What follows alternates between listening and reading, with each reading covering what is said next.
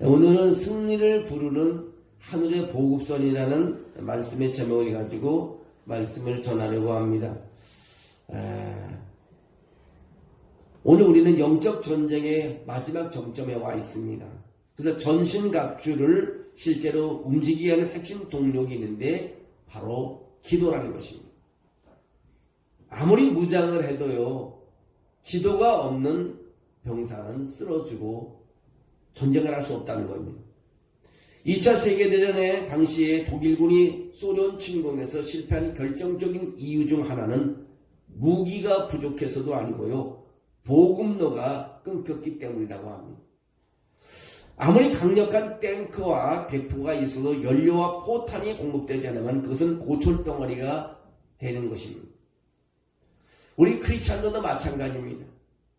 아무리 사업을 벌려놓고 잘 나가도요, 기도로 구원하는 사람이 없으면요, 그대로 무너지는 것입니다. 지난번에 우리의 구원의 투구며 의의 후신경이며 믿음의 방패로라는 찬란한 갑옷을 갖추었다 할지라도 하나님을 도는 능력이 계속해서 공급되지 않는다면 우린 영적 전쟁터에서 무기력하게 쓰러질 수밖에 없습니다. 모든 전쟁사에 봐도요, 보급선이 끊어지면 아무리 훌륭한 장수도 무너지는 것이고 아무리 신신 무기가 가졌어도 거기서는 이길 수가 없는 것입니다. 그래서 우리의 보급선이 뭐냐? 기도라는 것입니다. 크리스찬의 기도라는 것입니다. 아무리 좋은 계획이 있어도 기도가 없는 계획은 소용이 없다는 것입니다. 오늘 본문에서 사도 바울은 그 하늘의 능력을 지속적으로 끌어오는 영적 보급선이 뭐냐? 바로 기도라고 말하고 있습니다. 어떤 기도가 능력을 가져오는가? 바로 바울은 우리가 입은 영적 갑옷이 제대로 작동하기 필요하기 위해서는 4가지의 속성이 있는데 그 하나가 18절에 나오는 것이 성령 안에서 드리는 기도입니다. 오늘 모든 기도와 간구를 하되 항상 성령 안에서 기도하고라고 말하고 있습니다. 기도는 내 욕심을 채우는 수단이 아닙니다. 성령 안에서 기도하는 것은 성령의 인도하심을 따라 하나님의 뜻을 구하는 것입니다. 그래서 로마서 8장 26절에 그렇게 말합니다. 우리가 마땅히 기도할 바를 알지 못할 때 성령께서 말할 수 없는 탄식으로 우리를 돕고 계심을 신뢰하며 나가는 기도라는 것입니다. 항상 성령의 임재함을 받을 때 우리는 주저앉지 않는다는 것입니다. 내가 혼자 기도해도 성령이 나와 함께 할 때요, 나를 위해서 기도를 돕고 계신다는 것입니다. 그래서 우리가 무엇보다 영적 갑옷을 입고 움직일 때 그 4가지 속성 중에 하나가 성령 안에서 우리는 기도를 해야 된다는 거죠. 그냥 성령님이 함께 기도할 때 우리는 거기서 승리할 수 있다는 것입니다. 또 하나 18절 후반절에 그렇게 말합니다. 모든 기도와 간구를 하되 항상 성령 안에서 기도하고 이를 위하여 깨어 구하기를 항상 힘쓰라고 합니다. 깨어 기도하라. 쉬지 않고 깨어 기도하라고 말합니다. 쉬지 않고 깨어 기도하라. 이를 위해서 깨어 구하기를 항상 힘쓰며라고 말합니다. 사탄은 우리가 방심할 때, 기도의 줄을 놓을 때 공격합니다. 기도하는 사람을 공격할 수는 없습니다. 그러나 기도가 멈췄을 때, 그때 사단이 공격합니다. 마귀는 우리의 약점을 누구보다 잘 알기 때문입니다. 기도하고 예배하고 찬양하는 사람을 공격할 수 없습니다.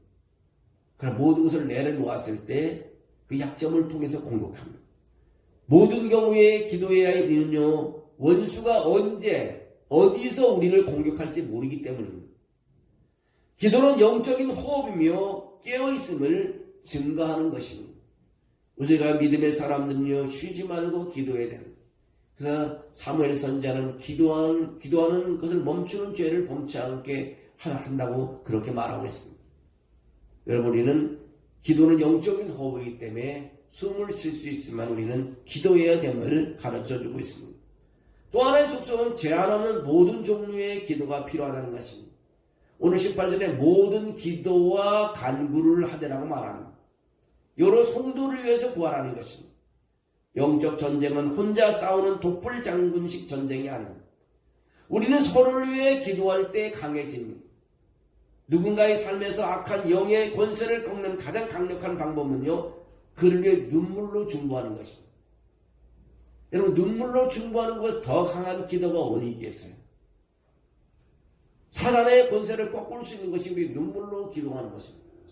가장 무서운 것이 눈물을 흘려서 기도하는 것입니다. 한나가 아기가 없을 때 눈물로 하나님께서 통곡할 때 하나님께서 아기를 줬습니다. 우리가 눈물을 통해 히스기야 왕도 눈물로 통곡할 때 생명이 연장되었습니다. 우리 눈물의 기도가 얼마나 강하냐. 크린 잔에 흘리는 눈물이요 강한 기도인 것입니다. 그것이 바로 우리가 뭡니까? 중보기도라는 것입니다. 중보기도. 서로 중보 18절에 여러 성도를 위해서 구하는 중보기도인 것입니다. 우리 하나님께 기도할 때요, 하나님께 아뢰기에 너무 작은 문제도 없고 그분이 해결하시기에 너무 큰 문제도 없습니다. 우리의 모든 삶의 모든 영역은 건강을 위해서 기도할 수 있고요. 또 자녀를 위해서 기도할 수 있습니다. 어려운 경제를 위해서 기도할 수 있습니다. 또 일하는 직장을 위해서 기도할 수 있습니다. 내면의 갈등 문제를 놓고 기도할 수 있습니다. 제한 없는 모든 종류의 기도를 우리는 하나님께 올려드려야 됩니다. 여러분, 성도를 위해서 기도하는 것은 중보기도가 그만큼 중요함을 우리에게 가르쳐주고 있습니다. 우리의 기도의 목표가 뭡니까? 19절 20절에 읽어보면 그렇게 말합니다. 또 나를 위하여 구할 것은 내게 말씀을 주사 나로 입을 열어 복음의 비밀을 담대히 알리게 하옵소서. 복음의 비밀을 담대히. 오늘 여기 20절에도 담대히라는 말이 있습니다. 이 일을 위하여 내가 쇠사슬에 매이는 사신이 된 것은 나로 이 일에 당연히 할 말을 담대히 하려 하렸습니다. 담대히라는 말을 하고 있습니다. 우리가 기도로 그리스도의 능력을 구하는 목적이 무엇입니까? 단순히 내 삶이 편안해지기 위한 것이 아닙니다. 복음의 비밀을 담대히 알리기 위함이라고 말하고 있습니다. 복음의 비밀. 바울은 감옥에 갇혀 있으면서 나를 석방해 달라는 기도를 하지 않았습니다. 대신 내게 말씀을 주사 나로 입을 열어 복음의 비밀을 담대히 알리게 해달라고 기도합니다. 그는 현실보다 더 큰 것을 기도했다는 것입니다. 때로는 우리는 앞에 놓인 것만 위해서 기도하잖아요. 보이는 것마다 해결해달라고 하잖아요. 근데 바울이 그 기도 생활을 보면 현재에 놓인 것 더 큰 것을 위해서 기도했다는 거죠. 쉽게 말하면 이런 거지요. 애가 태어났는데 그 놈의 걸 기도하는 거예요. 태어난 거 감사하다는 것보다도 이 아가 자라서 학교에 다녀서 이 나라의 일꾼 지도자가 되려는 그 넓은 기도를 하는 거죠. 지금 감옥에 갇혀 있는 사람이요. 내가 석방에 나가는 게 중요한데 복음을 전할 수 있는 그런 담대함을 달라고 기도하는 그 바울의 모습을 볼 수 있습니다. 그래서 오늘 뭡니까? 그리스도의 능력을 구하는 목적은요, 내 삶을 위한 것이나 하나님의 나라를 위해서 기도할 때 그 능력이 나타난다는 것입니다. 또 환경을 초월해서 기도하는 기도, 환경을 초월하는 기도. 바울은 쇠사슬에 매인 사신이었습니다. 근데 육신은 묶여 있었지만 그 영혼과 복음은 묶이지 않기를 원했습니다. 사도행전 28장 끝자락을 보면요, 바울은 셋집에 머물면서 자기에게 찾아오는 모든 사람에게 뭐라고 하면 거침없이 하나님 나라를 전파했다는 거예요. 거침없이 하나님 나라를 전파했다고 말하고 있습니다. 기도의 응답으로 그런 환경을 이기는 능력을 얻는 것입니다. 바울이 거침없이 복음을 하나님 나라를 전했다는 거예요. 내가 하는 것이고 내가 할 수 있는 것은 전달하는 것이고 나머지 역사는 하나님이 하는 것을 믿는 거죠. 그래서 기도의 응답으로 그런 환경을 이기는 능력을 얻게 되는 거예요. 여러분, 우리가 하나님의 능력을 구하는 목적이 뭐입니까? 바로 우리 모든 환경을 이겨나가야 된다는 거죠. 이 어려운 환경을 이길 수 있는 것이 뭡니까? 기도 외에는 없습니다. 영국의 위대한 고아의 아버지 조지 물러라는 사람들의 일화가 있습니다. 조지 물러 목사님은 어느 추운 겨울날 고아원에 보일러가 고장이 났습니다. 아이들이 수백 명 되는데 고아원에 보일러 고장이 났으면 어떻게 되겠어요? 그 수리하는 사람을 불렀더니 수리하는 최소한 일주일이 걸린다는 것입니다. 수백 명의 아이들이 얼어 죽을 처지에 있었습니다. 근데 조지 물러 목사님은 하나님께 하늘의 보급선을 가동시켜 달라고 기도합니다.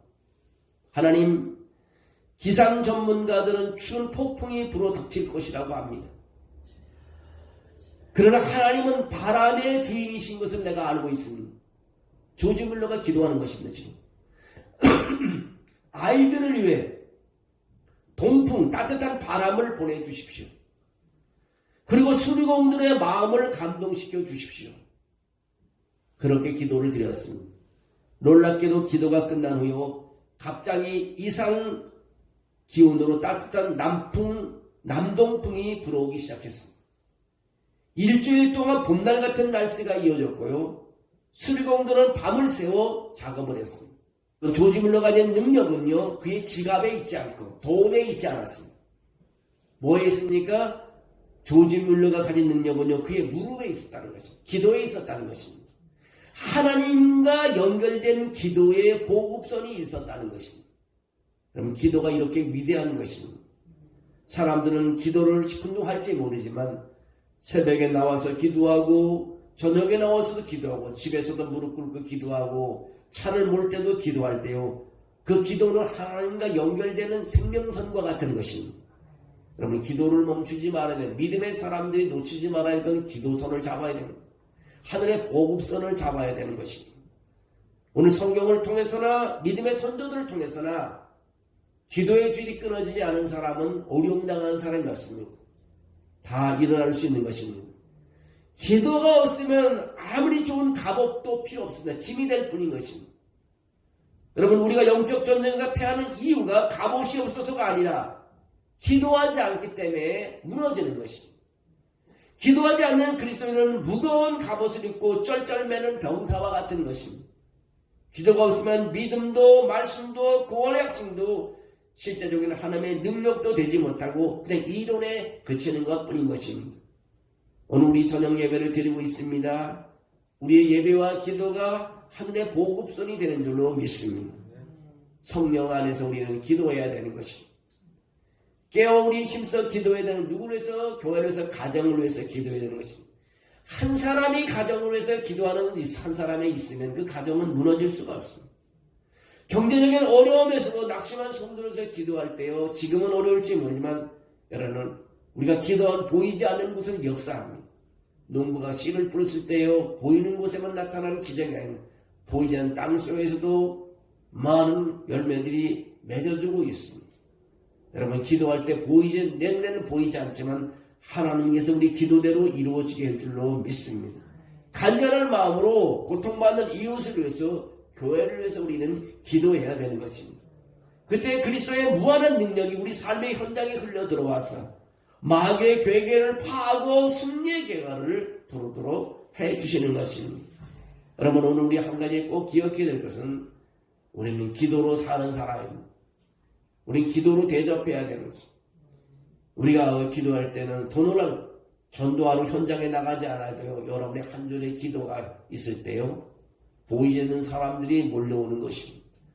모르는 사람들이 교회에 오고 싶어 하는 것입니다. 그리고 교회가 더 서가는 것입니다. 그러면 제일 중요한 것은 기도입니다. 기도하지 않으면 내가 더 잘 알고요, 하나님이 알고 이웃 사람들이 다 압니다. 여러분 밥을 먹을 때도 기도하고요, 길을 걸어갈 때도 기도하고, 여러분의 기도 가운데 어둠이 다 물러갈 줄로 믿습니다. 우리가 때로는 보이는 것 때문에 우리가 다 때로는 실망할 수도 있고 그런데 실망할 필요가 없습니다. 사람이 보이지 않아도 하나님은 역사하기 때문에 그렇습니다. 하나님은 나와 동행하기 때문에 그렇습니다. 여러분의 삶 속에서 그런 하나님을 바라며 기도를 멈추지 않는, 기도를 멈추는 죄를 범하지 않는 그런 삶으로 승리하기를 주의 이름으로 축원합니다.